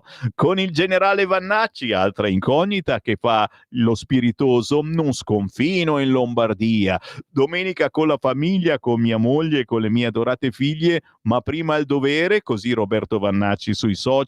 Dimenticavo, sono in Toscana e non rischio di sconfinare in Lombardia. La battuta sull'uscita di Gianni che aveva indicato la Lombardia che confina con la Toscana. Urne chiuse ad Aosta. Il ballottaggio, Rocco Girardini, si profila un'affluenza finale intorno al 50% nel turno di ballottaggio per l'elezione del sindaco di Aosta. Posso dirvi che ha vinto la sinistra? Non ve lo dico. Non solo Zaia, le liti venete del centrodestra, sì, le solite menate, Cesare Zapperi ci parla delle tensioni tra Fratelli d'Italia, Lega, Forza Italia per la nomina degli assessori, vabbè, ma ogni volta è così da tutte le parti, tensioni, semplicemente si parla. Sempre sul Corriere, esce dal suo pub per fermare una ris, ucciso con un colpo di pistola, aveva 21 anni. E Felice Cavallaro che ci parla di quella movida criminale dei ragazzi con le armi, il sindaco vanno fermati, l'arsenale dei clan adesso è in mano ai giovani, la città sotto shock. Qui si parla di Palermo, ragazzi, ma anche qui al nord andiamo molto molto male grazie a queste bande di maranza che insegnano ai nostri figli come si deve andare in giro in città. Matteo Bocelli, il figlio del grande Bocelli, intervistato oggi sul quotidiano Il Corriere. Fighettino, dite voi? Ma è vero, è fighettino, è carino, certo, e poi è figlio di Bocelli. comunque il suo album è bello e lo stiamo a spizzichi e bocconi comunque passando anche su queste frequenze. Giro la pagina. Certamente sul quotidiano Il Giornale ci faccio un giro veloce, oltre a dedicare la prima pagina a noi, perché oggi è il giorno della libertà e la nostra radio si chiama proprio così. L'albanese guida la marcia contro l'accordo di pace a Gaza, è per completare il genocidio, ha detto ieri. La relatrice ONU al corteo dei pacifisti ad Assisi, porto il dolore del popolo palestinese escluso dal piano, sfila il campo largo da Schlein a Conte ad AWS. Da Napoli a Bologna le richieste per revocarle la cittadinanza onoraria. Fratelli d'Italia fa carriera sulla tragedia del Medio Oriente. I 5 Stelle no all'Unione Europea militarizzata. Ed è chiaro, capito perché la sinistra, c'è solo lei a questa marcia della pace. La sinistra è finita schiava della piazza. Il no al piano Trump è l'ultimo autogol, si scrive a pagina 7 del quotidiano Il Giornale. Mentre il centrodestra ha saputo arginare il populismo e ha maturato una cultura di governo, i progressisti si sono chiusi da soli in un ghetto minoritario. Sì, lo scrive Giovanni Orsina, siamo d'accordissimo, però un ghetto minoritario che ha le corazzate dell'informazione dalla sua parte e che soprattutto mena. Anche sul quotidiano Il Giornale, Auschwitz polemica sulla Roccella e l'intervista proprio a lei con Fabrizio De Fe. Li ho toccati sul nervo scoperto. L'antisemitismo oggi è ritornato, ma non va relegato al fascismo, dice la ministra Roccella. È una vita che sono vicina al mondo ebraico. Dopo il 7 ottobre, nessuna vera solidarietà. La bufera. La politica purtroppo oggi ribalta e strumentalizza qualsiasi cosa. Tentano di rovesciare i fatti appigliandoli al nulla. Messaggio. Ho detto che se non si trasmettono ai ragazzi i giusti valori si rischia di ridurre quelle visite a semplici gite scolastiche. Le differenze. In Germania i comuni appendono anche la bandiera di Israele. C'è un rispetto per le vittime israeliane che da noi non c'è. Se vi interessa l'argomento, oggi a pagina 8 del quotidiano Il Giornale. Ci interessa quello che si scrive a pagina 13 sulla manovra. Trovata l'intesa sui numeri. Revisione dell'ISEE, via la prima casa fino a 100.000 euro e dalle banche 5 miliardi. Stretta finale sul contributo delle banche, oggi gli incontri con le organizzazioni datoriali partendo da ABI e Confindustria. Riunione blindata sulla manovra ieri sera per i vertici della maggioranza, vi hanno partecipato intorno alle 21 il leader di Forza Italia Tajani, quello della Lega Salvini, la Premier Meloni, il numero 1 di Noi Moderati Lupi, il ministro dell'economia Giorgetti. Da quanto filtra, tra le novità spunta la revisione dell'ISEE. Nel calcolo non verrà compresa la prima casa fino a un valore catastale di 100.000 euro. Inoltre il contributo che il governo intenderebbe chiedere alle banche sarebbe di 5 miliardi una tantum per il solo 2026 e non passerebbe da un nuovo slittamento nel godimento dei crediti fiscali, le cosiddette DTA. Le prossime ore in ogni caso saranno decisive per risolvere anche questa importante manovra per le coperture e stiamo a vedere perché ormai è questione di poco e sapremo quali sono anche le buone notizie sul fronte economico. Sul Giornale a pagina 14, affluenza ai minimi, il centrodestra sogna la remontata. Oggi risultati nella roccaforte PD, Gianni favorito, il nodo astensione. E poi di spalla Stefano Zurlo che ci parla del sacrificio di Zaia in Veneto, via lista e nome dopo il patto con Fratelli d'Italia per il sì a Stefani. Il governatore fa trapelare per qualcuno sono un problema, ma porterà voti alla Lega. Lo definiscono irritato, anzi irritatissimo. Luca Zaia è l'agnello sacrificale di questa tormentatissima vigilia elettorale. Mesi e mesi di trattative, di richieste e rinunce, infine il grande annuncio che non risolve i problemi. Il candidato del centrodestra per la regione Veneto sarà Alberto Stefani, giovanissimo vice segretario della Lega. Matteo Salvini ha vinto, lungo braccio di ferro con l'alleato nemico Fratelli d'Italia. A voler essere ottimisti, spiega un colonnello del Carroccio che chiede l'anonimato, è stata una vittoria di Pirro, ma secondo molti è stata una sconfitta e tra le vittime non proprio collaterali c'è lui, il Doge, costretto a subire una sfilza di no, non si sa se più imbarazzanti o umilianti. L'elenco impressiona, prima il no al nuovo mandato, accompagnato da nobili riflessioni, ma in realtà pensato per fermare lui e sull'altro versante Vincenzo De Luca. Poi è arrivato il no a un rinvio delle elezioni che avrebbe permesso al governatore di tagliare il nastro delle Olimpiadi Milano Cortina 2026, che sono anche il frutto del suo impegno e delle sue intuizioni. Niente da fare, anche se sarebbe bastato un rinvio di 3 mesi per permettergli di coronare il sogno. Poi, nella girandola delle ultime settimane, ecco altri 2 no. No alla lista Zaia e no, ancora no, il quarto no al suo nome sul simbolo. E vuol dire che Zaia fa decisamente molta paura, ma tranquilli, certo non sparirà dalla circolazione, assolutamente no. Vado sul quotidiano La Stampa, sì, ma solo per 30 secondi. No allo Stato palestinese il titolo, e all'interno, bellissimo anche questo di titolo, siamo a pagina 2, voglia di libertà. Il paese in piazza per riabbracciare gli ultimi ostaggi nelle mani di Hamas. Netanyahu, ora comincia la guarigione. Stai ascoltando Radio Libertà. la tua voce libera, senza filtri né censura. La tua radio.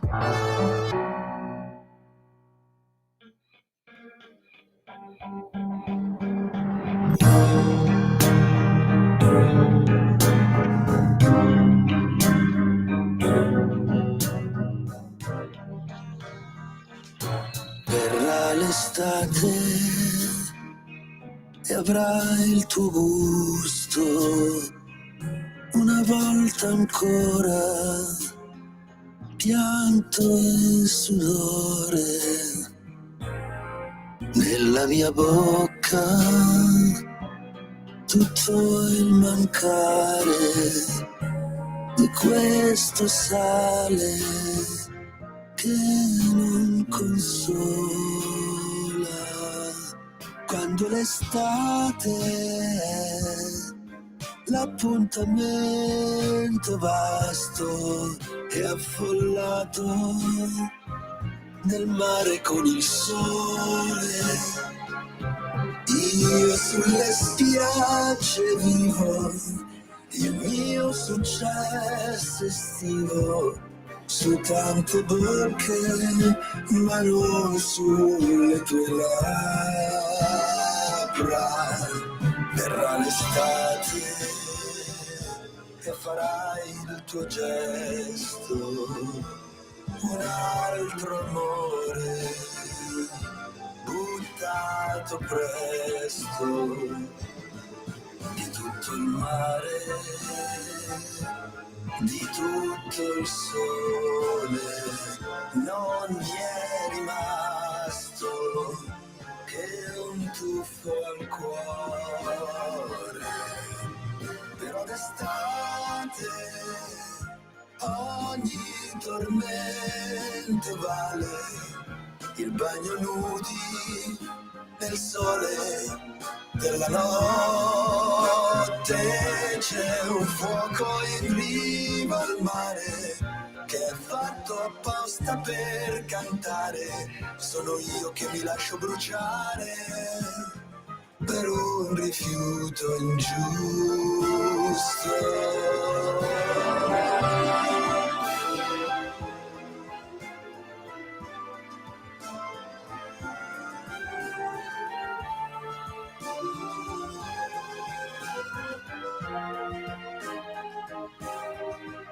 Quando l'estate appuntamento vasto è affollato del mare con il sole. Io non mi rendevo conto che tu eri scottatura e sale. Mi son lasciato bruciare per un rifiuto ingiusto.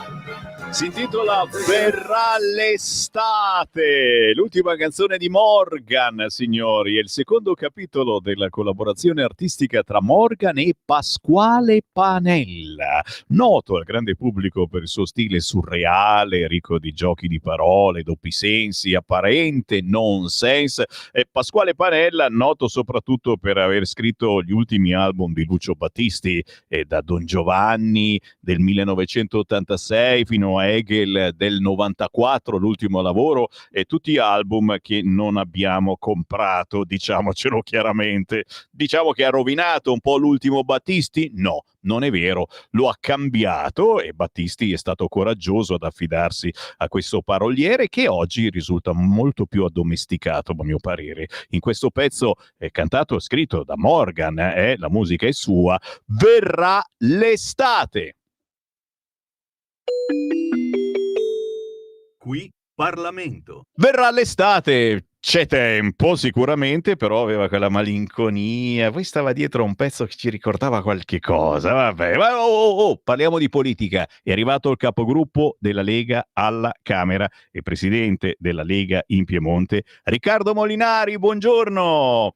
Buongiorno Sammy, saluto a tutti. Come va? Come va? È sempre un weekend, uno dice tornano a casa i parlamentari, tornano a casa e ci sono tanti eventi, tanti incontri, tante feste della Lega, altri ne arriveranno nelle prossime settimane, poi magari ci ricordi qualcosa, però prima no, io sono rimasto toccato da questa frase di Serra, il grande Serra su Repubblica, che ha detto una cosa, ma ti dico che forse è anche vero. Ha detto: la Lega è un partito senza museruola, il partito più feroce del paese, senza museruola, transumanza, eccetera. Qui bisogna fare attenzione a come si dice. Come possiamo interpretare questa frase di Serra su Repubblica?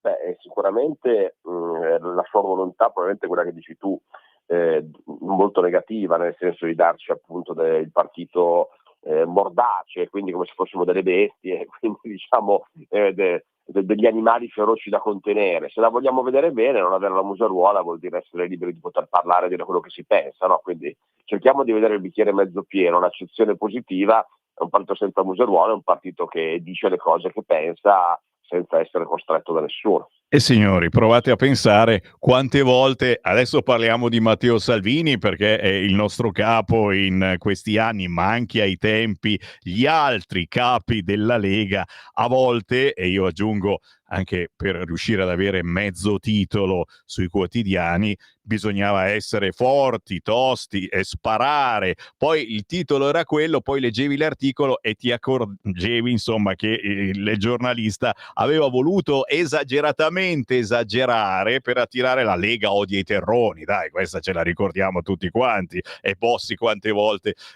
quasi ci stava intorno a questa frase, no? E noi che ci guardavamo diciamo, cavolo ha detto il capo, no? Poi ti accorgi che aveva detto un'altra cosa e ci aveva azzeccato. Quindi ben venga, la museruola non ce l'abbiamo e siamo anche piuttosto ottimisti su quello che accadrà in Toscana.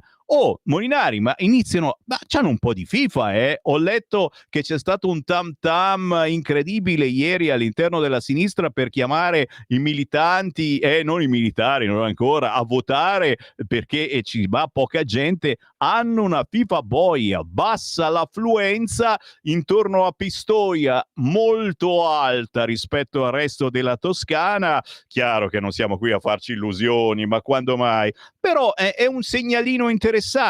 Cosa ne dici? Beh, lo capiremo a urne aperte, cioè capiremo se la bassa affluenza aiuterà più noi o la sinistra. È difficile fare previsioni. Bisogna capire chi ha. Diciamo che certamente quello che emerge è che c'è un elettorato che non è motivato, e questo bisogna fare un mea culpa forse tutti quanti, no? Perché se l'affluenza è così bassa vuol dire che nessuno dei candidati principali è riuscito a mobilitare l'elettorato. Quindi in primis è un segnale negativo per Gianni, questo certamente sì, visto che governa la regione da 5 anni, evidentemente non c'è la corsa ad andarlo a sostenere.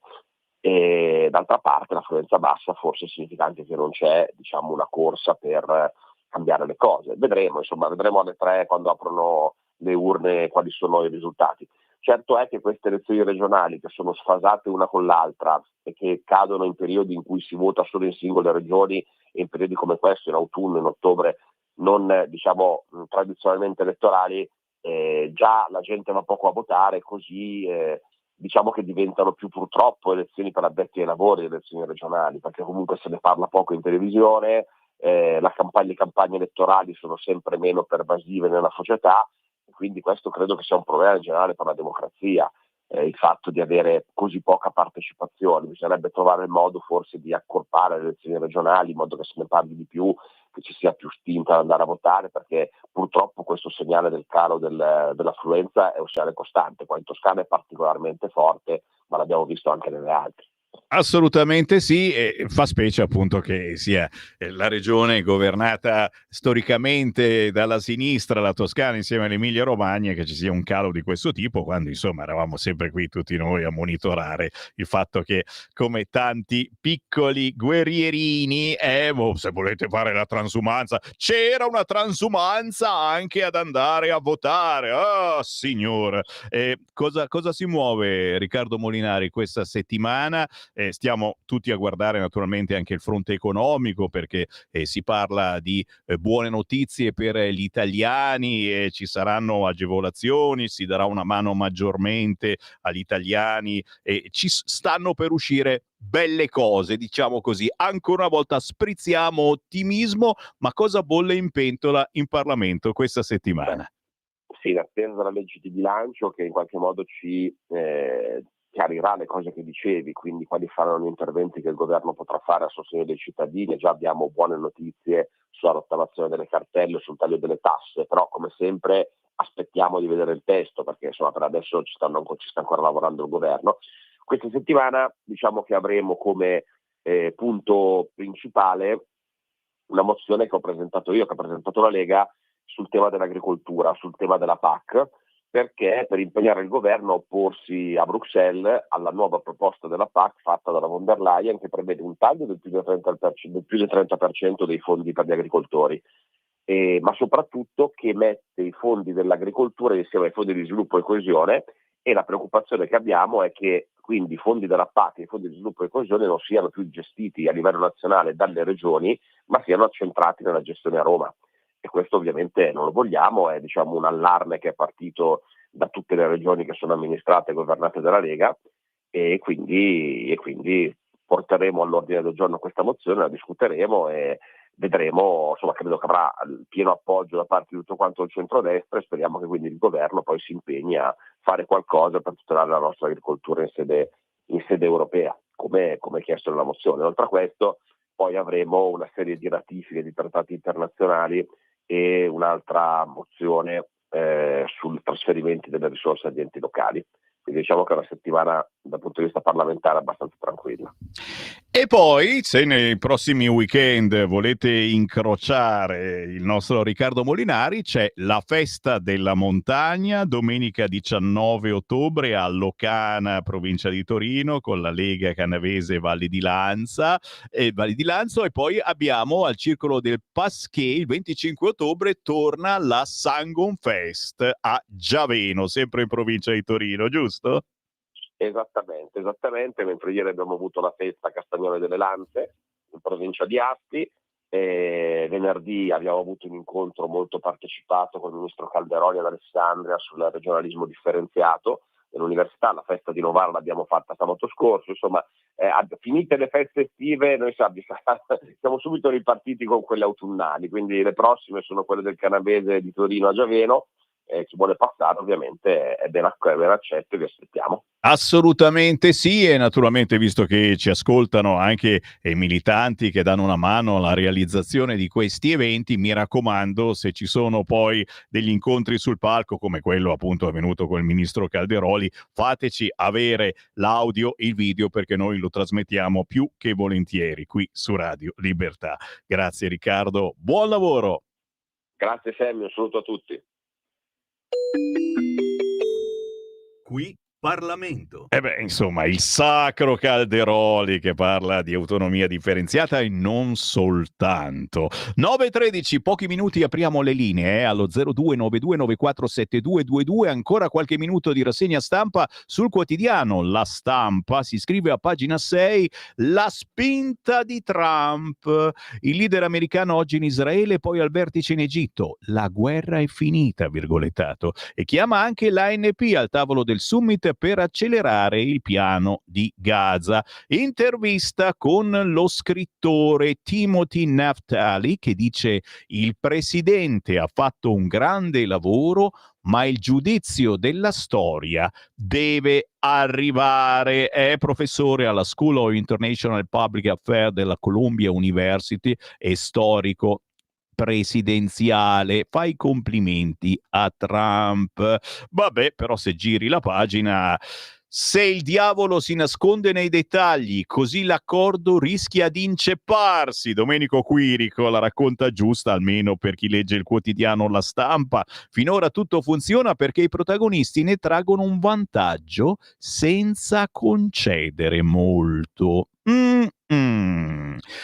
Ancora sul quotidiano La Stampa, pagina 9, intervista a Shawan Jabaren: con questo piano non si vuole la pace, in Palestina ogni imposizione fallisce. Il presidente di una ONG: la comunità internazionale è responsabile dell'apartheid, Israele non viene mai punito. Siamo sul quotidiano La Stampa che a pagina 19 parla anche a noi genitori, signori. Allora, vietiamo i social sotto i 15 anni? Tu dici, ma come fai?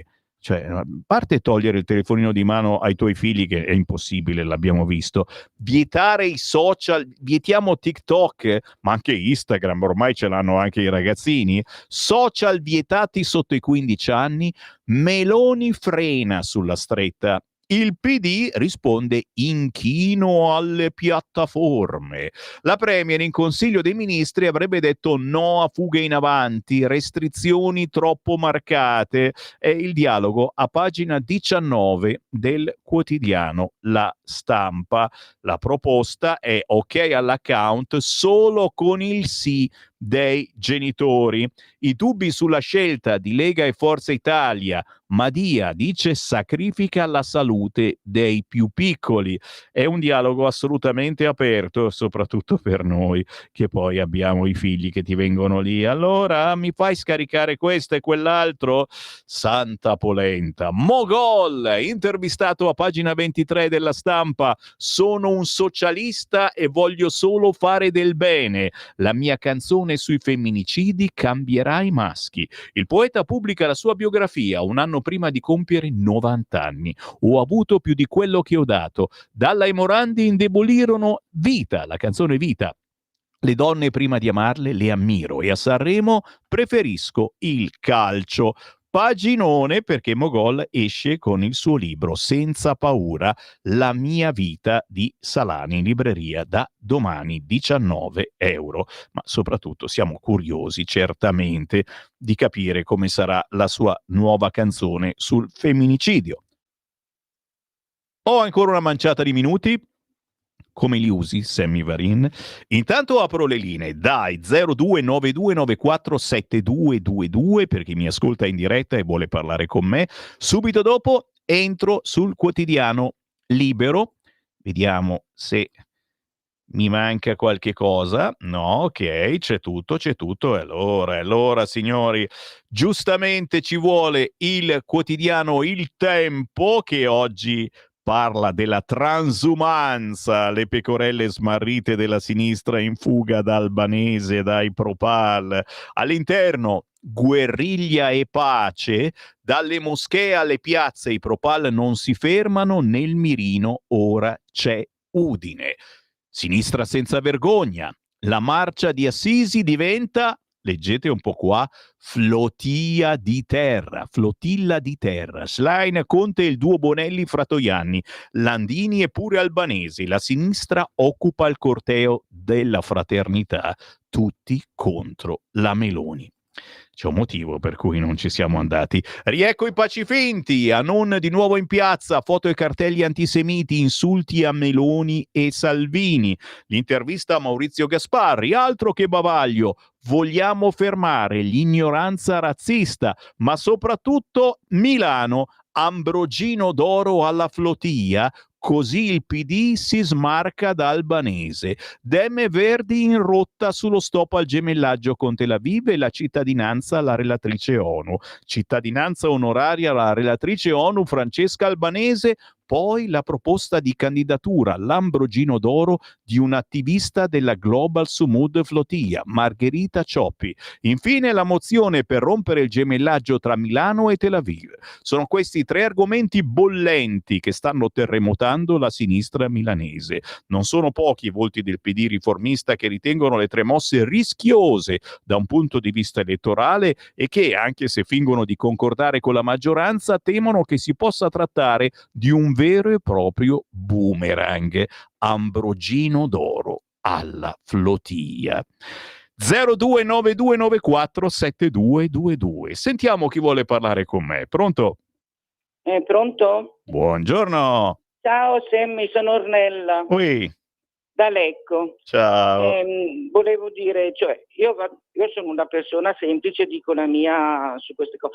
Allora, mi sembra un po' uno strano concetto di pace quello della sinistra, no? Che sfila per la pace mentre trasforma l'Italia ogni settimana in un campo di battaglia, con i papi Popolo, Landini e Schlein, eccetera. Me lo sono scritto perché non avevo paura di perdere qualcosa. Ma quanta inconsistenza e ipocrisia.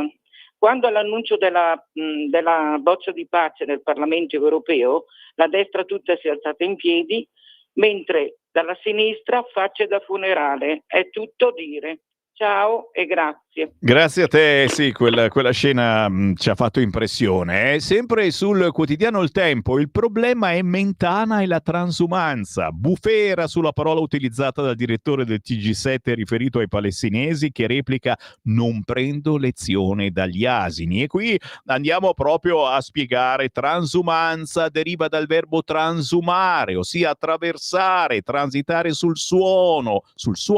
Il verbo è costituito con l'accostamento del prefisso latino trans, e lo conosciamo e come, che significa al di là, attraverso, e della parola latina humus, che vuol dire suolo, terreno. Un'alternativa più complessa etimologica semitica è stata invece proposta per spiegare la parola. Si riferisce all'accadico taru, andare attorno, girare, volgersi, andare, tornare, accadico umano, popolo, nazione, gente, uomini, tutte robe difficili, insomma, alla fine c'ha ragione Mentana. Non ci sono riferimenti a greggi o animali, ce l'abbiamo tutto qui nella testa perché il termine transumanza lo sentiamo dire solo quando si parla di greggi animali, ma non è così! 0292947222. Abbiamo tempo da perdere, vero? Pronto? Pronto, Sammy, mi senti? Ciao, buongiorno. Ciao, ascoltami. Allora, volevo fare una considerazione. Dunque, una volta che non sentiamo più parlare di Gaza, di guerra di Gaza, Ucraina, di NATO, di Bruxelles, il governo italiano, qualsiasi destra, riuscirà a parlare del popolo italiano ogni tanto, di preoccuparsi di quello che sta succedendo. Abbiamo delle bidonville nelle città con gente migrante che ormai è diventato la mafia, no? Che controlla le zone, eccetera. Per forza dopo la gente non va a votare. Perché non va a votare? Ormai va il 25, l'onorevole di prima diceva che perché gli va bene così, ma un cavolo, perché se sta a casa fa andare gli altri al potere. Abbiamo bisogno di qualcuno che si muova, deve muoversi, ripristiniamole i lavori forzati, per favore. Vedrete che la delinquenza diminuisce, perché i delinquenti ormai se ne fottono. Basta andare in carcere, vitto alloggio gratis pagato da noi, che cazzo gliene frega. Svegliatevi, i governi si devono svegliare, se no prendiamo Putin e lo portiamo in Italia, cazzo, dai. Grazie, certamente bere la Gazza-Cola sì, fa fare sicuramente un ruttino più potente rispetto alla Coca-Cola normale, però ci svia dalle problematiche, la sicurezza sicuramente, ma anche il lavoro, ragazzi. Questa Europa ci sta distruggendo, tagliando intere filiere produttive in nome del green e delle palle. E abbiamo un sindacato che dovrebbe pensare a questo e pensa alla Gazza-Cola. Ad esempio, solo per 5 secondi, pagina 27 del quotidiano La Stampa, la crisi delle nocciole. Cambiamento climatico, siccità, parassiti, raccolta calata del 50% in Italia, i prezzi raddoppiano, l'industria dolciaria in crisi, costretti a rivolgerci all'estero. Chissà perché, io penso subito alla Nutella e non dormo più di notte se mi togliete la Nutella. 0292947222. Pronto? Sì, buongiorno Sammy, buon Buongiorno. lunedì. Mi riallaccio giustamente anche alla telefonata precedente. Ma fatti un esame di coscienza, parliamo apertamente. La gente perché non va più a votare? Gli italiani perché non vanno più a votare? Perché gli argomenti, ormai la gente è stanca, ha capito che questa politica ormai è diventata uno show.